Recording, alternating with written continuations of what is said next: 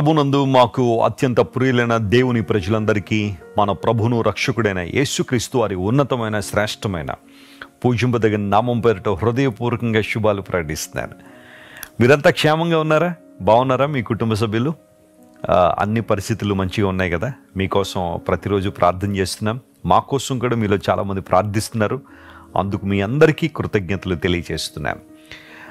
కడవరి దినాల్లో మనం ఉన్నాం. మన ప్రభువుని యేసుక్రీస్తు వారు అతి త్వరగా రాబోతున్న రోజుల్లో ఒకరికొకరు ప్రార్థన చేసుకుంటూ పురికొల్పుకుంటూ ముందుకు సాగిపోవాలని దేవుని వాక్యం ద్వారా హెచ్చరింపబడుతున్నాం కనుక ప్రతిరోజు కూడా ప్రార్థనలో, వాక్య ధ్యానంలో, సహవాసంలో మీరందరూ ఎదగాలని మనస్ఫూర్తిగా దేవుని సేవకునిగా కోరుకుంటున్నాను. మీరందరూ కూడా ఆత్మలో పటిష్టంగా ఉండాలని, వాక్య సంబంధన ఉద్యమంలో మీరందరూ ఎదగాలని మీకోసం ప్రతిరోజు ప్రార్థన చేస్తూ దేవుని వాక్యాన్ని ఉన్నట్టుగా మేము ముందు ఉంచడానికి మేము సిద్ధపడుతూ ఉన్నాం.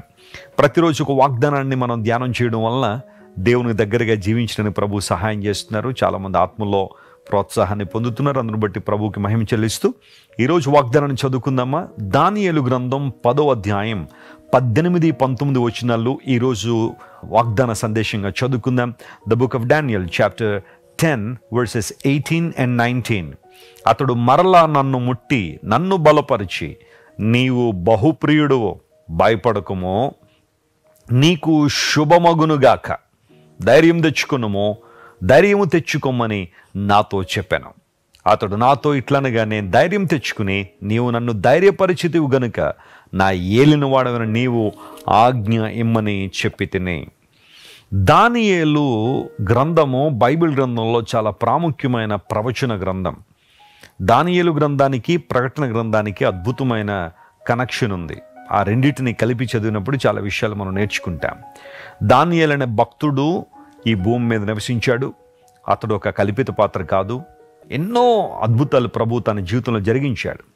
దానియేలు అనేక దర్శనాలు కూడా చూశాడు. వాటి వివరాలన్నీ కూడా బైబిల్లో మనం చూస్తాం. ఇవన్నీ కూడా చరిత్రలో నెరవేరడానికి దేవుడిచ్చిన దర్శనాలు. దానియేలు గ్రంథం 10వ అధ్యాయం దగ్గరికి మనం వచ్చేసరికి అక్కడ దానియేలు 3 వారాలు సంతోషంతో భోజనం చేయక ఉన్నాడు. కనిపెడుతున్నాడు దేవుని సన్నిధిలో.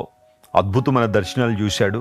దర్శనాలు చూసిన తర్వాత నాకు బలము లేదు, ఊపిరి పీల్చుకోలేకపోతున్నాను అని తన నిస్సహాయతను వెల్లడి చేసినప్పుడు లేఖనం సెలవిస్తూ ఉంది, నీవు నాకు బహుప్రియుడవో, నువ్వు భయపడద్దు, ధైర్యం తెచ్చుకో, నీకు శుభమగునుగాక అనే దేవుని వర్తమానాన్ని దానియేలు పొందుకున్నాడు. ఈరోజు బహుశా నీవు కూడా అలాగే అంటున్నాయేమో, నాకు బలం లేదండి, ఊపిరి తీసుకోలేకపోతున్నాను, నా జీవితం అంతా ఏమవుతుందో తెలియట్లేదు, నా బ్రతుకంతా ఎటుపోతుందో అర్థం కావట్లేదని బహుశా దానియేలు లాంటి అనుభవంలో నీవు కూడా ఉన్నావేమో. దేవుడు నీతో మాట్లాడుతున్నాడు, నీవు నాకు బహుప్రియుడవు, భయపడకు, నీకు శుభమగునుగాక. స్తోత్రం చెప్దాం ఒకసారి. హల్లెలూయా.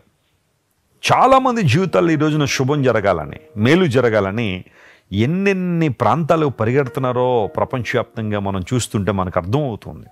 భక్తి కార్యక్రమాలు, దాన ధర్మాలు, కష్టతరమైన పరిస్థితుల్లో గుండా చాలామంది ప్రయాణం చేస్తూ ఏదో విధంగా మేలు పొందుకోవాలి.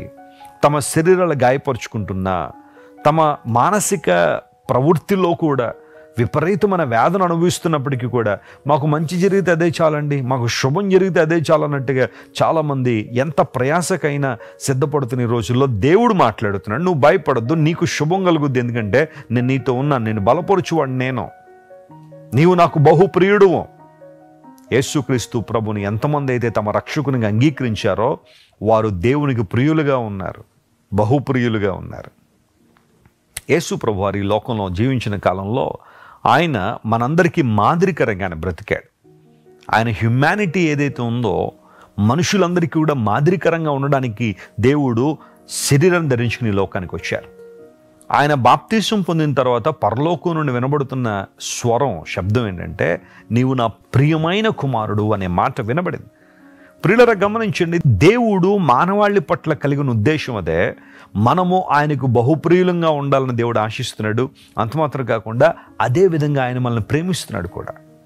నువ్వు ఎవ్వరికి ప్రియముగా లేవేమో, చెల్లెమా వినో, ఎవ్వరూ నేను ఇష్టపడడం లేదన్నట్టుగా నువ్వు బాధపడుతున్నావేమో, నీ దేవుడు నిన్ను ఎంత ప్రేమిస్తున్నాడో తెలుసా? నువ్వు ఆయనకి ఎంత ప్రియమో తెలుసా? నీ దేవుడు నీ పట్ల కలిగిన ఉద్దేశాలు నీకు తెలుసా? నీ తల్లిదండ్రులు నేను ద్వేషించవచ్చు, నీ తోబుట్టువులు నిన్ను ప్రక్కకు నెట్టేయచ్చు, నీ బంధువులు స్నేహితులు కొన్నిసార్లు నిన్ను అప్రియముగా ఎంచచ్చు, కానీ దేవుడు మాత్రం నిన్ను బహుప్రియుడు అని పిలుస్తున్నాడు. లేదా నువ్వు దేవునికి బహుప్రియముగా ఉన్నావని దేవుడు మాట్లాడుతున్నాడు. ఎవరైతే యథార్థమైన హృదయంతో ఆయన సేవిస్తారో, మనస్ఫూర్తిగా దేవుని సన్నిధిలో ఆరాధన చేస్తారో, హృదయం తెరిచి దేవునికి మహిమకరంగా బ్రతుకుతారో, వాళ్ళ జీవితాల్లో దేవుడు తన బలాన్ని కుమ్మరించడానికి ఇష్టపడుతుంది. నాకు బలం లేదు అని నువ్వు మాట్లాడుతుంటే దేవుడు అంటున్నాడు నీకు బలం ఇస్తానంటున్నాడు. సమాధానం లేదయ్యా అని నువ్వు అంటే దేవుడు నీకు సమాధానం ఇచ్చేవాడు. ఆరోగ్యం లేదు స్వామి అని నువ్వు బాధపడుతుంటే దేవుడు నీకు ఆరోగ్యం దయచేయగలిగినవాడు. ఆయనకి అసాధ్యమైనది ఏది లేదు అని బైబిల్ సెలవిస్తాను. విశ్వాసంతో ఆయన వైపు చూద్దాం, నమ్మికతో ఆయన వైపు కొనసాగుదాం, ధైర్యం తెచ్చుకో. దానియేలని దేవుడు తన చిత్తాన్ని దానియేలకు బయలుపరిచాడు. ఈరోజు నీ జీవితంలో అలాంటి అద్భుతాన్ని చేయడానికి దేవుడు సమర్థుడు కనుక ఆయన వైపు చూద్దాం. కళ్ళు మూసుకొని చిన్న ప్రార్థన, ఈ వాగ్దానం ఈరోజు క్లెయిమ్ చేసి ప్రభు సన్నిధిలో ప్రార్థన చేద్దాం. ప్రేమగల తండ్రి, ఆనాడు దానియేలును ముట్టావు, బలపరిచావు, ధైర్యం తెచ్చుకోమని చెప్పావు, నీకు శుభం కలుగుతుందని చెప్పావు నాయన. ఈరోజు మా ప్రియులకు ఎలాంటి ఆశీర్వాదాలు అవసరమో వాటిని మీరు ప్రకటిస్తున్నందుకు నీకు స్తోత్రాలు ప్రభువా. ధైర్యం లేని వారికి ధైర్యాన్ని ఇవ్వండి, బలం లేని వారికి బలాన్ని ఇవ్వండి. వారి జీవితాల్లో శుభాన్ని చూడాలనుకున్న వారి జీవితాల్లో శుభమవునుగా కానీ ప్రకటించావు ప్రభువా. మేలుతో వారిని తృప్తిపరిచి నీ నామాన్ని మహింపరచుకునండి. అనారోగ్యంతో వారికి స్వస్థత ఇవ్వండి, విడుదల ఇచ్చేయండి, ఆశీర్వాదాన్ని ఇవ్వండి. ఘనత మహిమ నీకే చెల్లిస్తూ యేసయ్య నామం పేరిట అడిగి వేడుకొంచున్నాం తండ్రి. Amen, amen. God bless you dear friends. Have a wonderful day. మీరు ఇంతవరకు విన్న దైవ సందేశం మరియు దేవుని సేవకులు చేసిన ప్రార్థన మీకు ఆశీర్వాదకరంగా ఉన్నదని విశ్వసించుచున్నాము. ఈ సందేశాన్ని మీ స్నేహితులకు, బంధువులకు షేర్ చేయండి. మీకు ఏదైనా ప్రార్థన అవసరత ఉన్నచో మా ఫోన్ నంబర్లకు కాల్ చేయండి. దేవుడు మిమ్మల్ని ప్రేరేపిస్తే విశ్వాసంతో సాగుచున్న ఈ పరిచర్యను ప్రోత్సహించండి. మరిన్ని వర్తమానాలు, పాటలు వినుటకు జాన్ వెస్లీ మినిస్ట్రీస్ అను మా యూట్యూబ్ ఛానల్ను సబ్స్క్రైబ్ చేసుకొనండి.